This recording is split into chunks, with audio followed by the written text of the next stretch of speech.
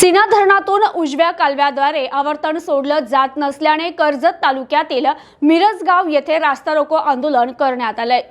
सीना धरणातून उजव्या कालव्याद्वारे आवर्तन सोडलं जात नसल्याने सीना लाभक्षेत्रातील शेतकऱ्यांनी कर्जत तालुक्यातील मिरजगावमध्ये नगर सोलापूर राष्ट्रीय महामार्गावर रास्ता रोको आंदोलन केलं।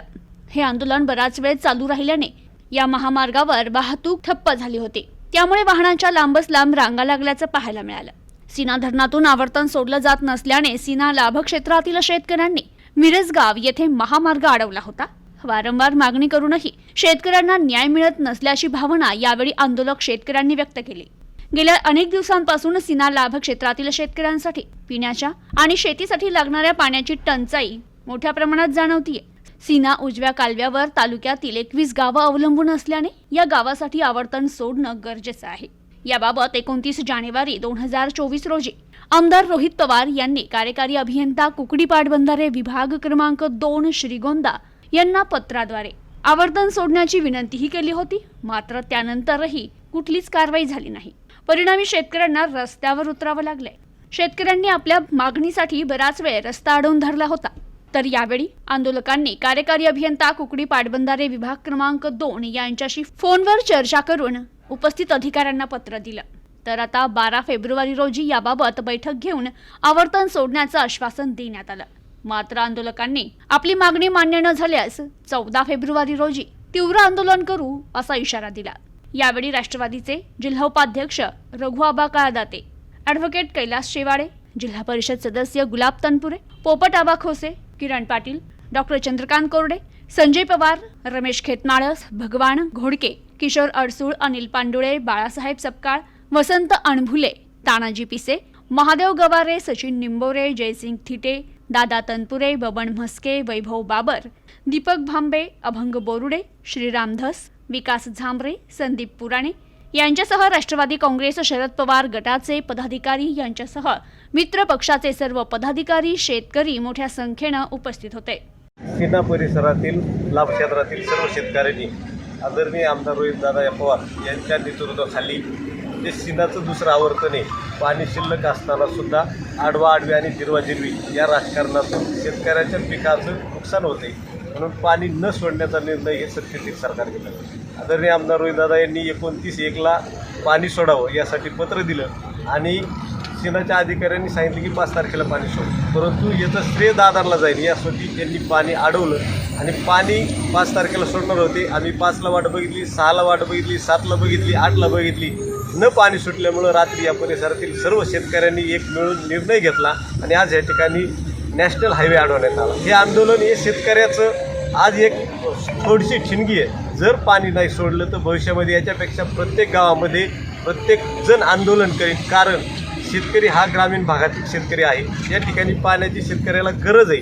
आज त्याची उभी पिकं जळायला लागलेत आणि आम्ही हक्काचं पाणी आहे, जे पाणी शिल्लक आहे, शिल्लक असणारच पाणी मागवतो, आम्ही वेगळं काही मागत नाही।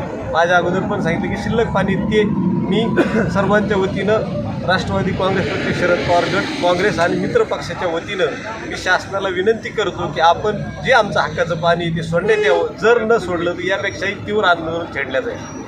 आज सीना कालव्याच्या दुसऱ्या आवर्तनाच्या पाणी सोडण्याच्या संदर्भात गेल्या 29/1/2024 आमदार रोहितदादा पवारसाहेब यांनी दुसरं आवर्तन सोडण्याच्या बाबतीत प्रशासनाला तसं पत्र दिलं होतं आणि प्रशासनाकडून तसं आश्वासित केलं गेलं होतं की 5 तारखेला आम्ही पाणी सोडू म्हणून, परंतु 5 तारखेला कुठंतरी आज सत्तेचा माज दाखवताना या तालुक्यामध्ये, या मतदारसंघामध्ये एकच चाललं आहे की जे काही काम शेतकऱ्यांच्या किंवा सर्वसामान्यांच्यासाठी करायचं ते अडवण्याची भूमिका सध्या सत्ताधारी प्रतिनिधी करतायत आणि त्याचाच एक भाग म्हणून 5 तारखेला पाणी सोडण्याबाबत अधिकाऱ्यांवर प्रेशर आलं, अशा पद्धतीचं चित्र निर्माण झालं आणि म्हणून की 5, 6, 7, 8 तारखेपर्यंत आम्ही वाट पाहिली आणि आज शेवटी आम्हाला न राहून शेतकऱ्यांचा आक्रोश पाहता शेतकऱ्यांचं चारा पिकाचं होणारं नुकसान आहे आणि आता जर पाणी सुटलं नाही तर एकतर आता दुष्काळ सदृश्य अशा पद्धतीची परिस्थिती निर्माण झाली आहे। जर आज हे या 21 गावांना जर पाणी सुटलं नाही तर तिथं पिण्याच्या पाण्यासह चारा पिके असतील सर्व धोक्यात आलेली आहेत आणि खऱ्या अर्थानं आजच उन्हाळा सुरू झाल्यासारखी परिस्थिती असताना सुद्धा हे शासन 1100 MCFT पाणी आज शिल्लक आहे धरणामध्ये आणि आपल्याला मृत साठा जो आहे तो एक 450 ते 445 MCFT पाणी साठा फक्त तो मृत साठा शिल्लक राहतो आणि मग जर तुमचं पाणी शिल्लक असताना 200 MCFT पाण्यामध्ये हे पूर्ण 73 किलोमीटरचं आवर्तन होतं आहे आणि मग पाणी शिल्लक असताना जर समजा 200 MCFT पाण्याचा जर समजा आता या आवर्तनासाठी उपयोगात आणलं तर राहणारं पाणी हे तरी 905 MCFT पाणी शिल्लक राहते. एवढं असताना हा शेतकऱ्यांकडून अधिकाऱ्यांकडून केलेला विरोध म्हणजे खऱ्या अर्थानं फक्त समाजाला वेठीस धरण्याचा आणि शेतकऱ्यांच्या संबंधी असंवेदनशीलता दाखवण्याचा हा प्रकार आहे आणि म्हणून की आज आम्ही आंदोलन केलं होतं. प्रशासनाला एक वेळची संधी म्हणून त्यांनी आम्हाला सोमवारी कुठल्याही परिस्थितीत कलेक्टरांसोबत आणि शिना धरणाचे सर्व अधिकारी मिटिंग घेणार आहेत. त्या मिटिंगला आम्हाला पदाधिकाऱ्यांनी बोलवलं जाणार आहे असं त्यांनी आश्वासन दिलेलं आहे. सोमवारी जर ही मिटिंग घेतली गेली नाही, सोमवारी पाणी सुटलं नाही तर बुधवार दिनांक 14/2/2024 रोजी पुन्हा यापेक्षा 10 पटीने मोठं आणि शेवटच्या टोकाचं आंदोलन केलं जाईल अशा पद्धतीची आम्ही सूचना आणि त्या पद्धतीचं आव्हान आम्ही प्रशासनाला दिलेलं आहे आणि ते प्रशासनाच्या अधिकाऱ्यांनी शेळके साहेबांनी कबूल केलं आहे. आता फक्त त्यांनी त्यांची कमिटमेंट जी काही दिलेली आहे ती त्यांनी पूर्ण करावी, अन्यथा शेतकऱ्याच्या रोषाला सामोरं जावं लागेल. ह्या गोष्टीला त्यांनी तयार राहावं एवढंच या निमित्तानं सांगू. जो काही शिळा कालवा आहे त्याचे उर्वरित सर्व कामं केलेली असतील. पाखऱ्यांमधनं बरीचशी कामं आता मंजूर आहेत, काही होत आहेत, त्यालाही अडचणी आणण्याचा आणि स्थगिती देण्याचा कार्यक्रम आता राम शिंदे करतायत. माझं त्यांना जाहीर आव्हान आहे की तुम्ही अडचणी आणण्यापेक्षा लोकांसाठी काहीतरी करावं, कारण रोहितदादांनी एक लोकाभिमुख नेतृत्व आहे आणि त्यांनी केलेले कामं जर ते झाले तर तुम्हाला श्रेय मिळणार नाही. हा जो तुमचा केविलवाणा प्रयत्न आहे तो त्यांनी थांबवा अशी मी त्यांना विनंती करतो. आज धरणामध्ये 550 MCFT पाणी लाईव्ह मध्ये शिल्लक आहे.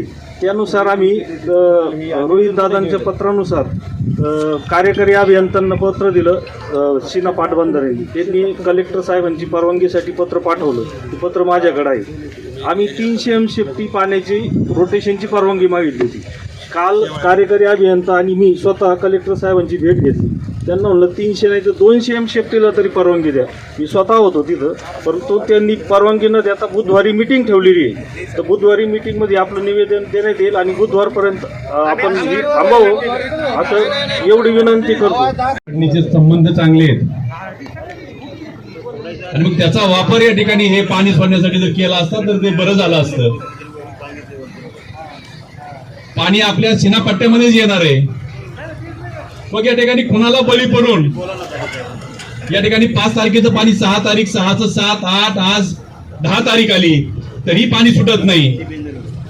हा फेब्रुवारी महिने पाणी जर सुटलं तर या ठिकाणी मार्च एप्रिल आणि मे महिना 3 महिना चांगल्या पद्धतीने शेतकऱ्याचं जाऊ शकतंय. घास आहे, कडवळ आहे, थोडंफार विहिरीला पाणी येईल, पिण्याच्या पाण्याचा प्रश्न काही प्रमाणात मिटेल. म्हणून या ठिकाणी भाजप सरकारच्या आमदारांना सद्बुद्धी लाभायला पाहिजे होती की आपण यांच्या जीवावर या ठिकाणी राजकारण केलंय. त्याच भागावर जर आपण अन्याय करायला निघालो तर या ठिकाणी जनता कधी माफ करणार नाही. प्रतिनिधी मोहम्मद पठाणसह नयूम पठाण, न्यूज टुडे 24, कर्जत, अहमदनगर.